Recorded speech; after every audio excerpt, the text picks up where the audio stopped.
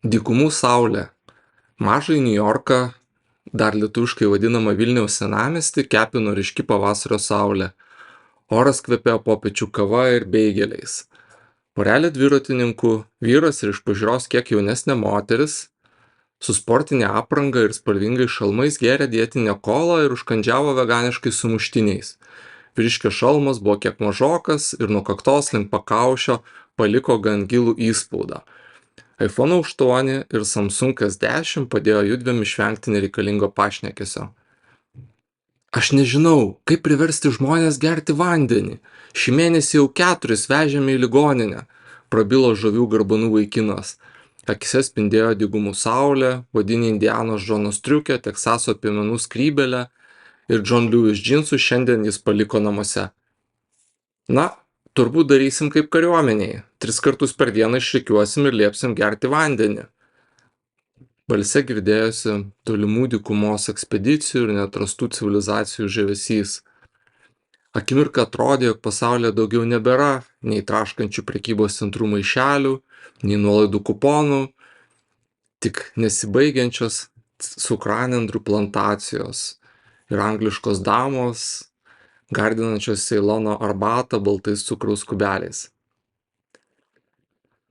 Taip, lengviau dirbti su žmonėmis iš Saudo Arabijos nei Egipto, žaviu akcentu ir švaria lietuvių kalba tęsė jis.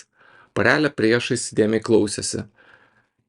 Labai įdomu, ištarė mergina, įtemptai naršydama naujausią iPhone raudoname dėkliuke. Na, mes iš esmės dabar ieškome žemių. Žemių ir jas perkame. Už Europos labai sunku, samdai arabus, sumoki už vizas. Dirba, aišku, jie gerai, bet jie išsilavinę žmonės, pamato, kaip žmonės dirba biure, tada ima pykti, kalbina kitus, moraliai ima kristi, o galiausiai ima ir išeina. Patyrėme nuostolių. Hemingvėjaus šypsena toliau kalbėjo nuotykių ieškotojas. Mergina vis inertingiau naršė telefone ir pasakojimo tęsinio jau nebegirdėjo. Jos draugas atrodė, neturėjo ko paklausti ir sėdėjo lyg visiškai sukaustytas. Minutėlė atrodė, kad netiki nei vienu pašnekovo žodžiu.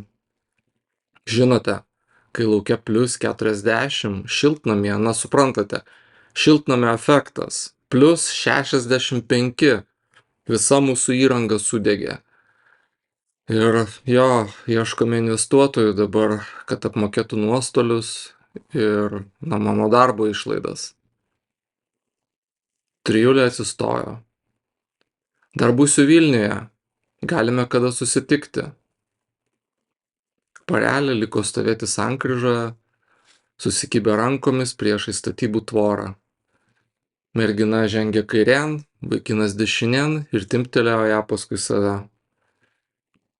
Artimiausiame prekybos centre dar reikėjo šitą nupirkti rytdienos pusryčiams. Indianas Džonsas įlipo į mažą raudoną prancūzišką automobilį, galvodamas apie Kairo pakraštyje laukiantį Wranglerį. Vilnius jau niekados nebebus toks pat.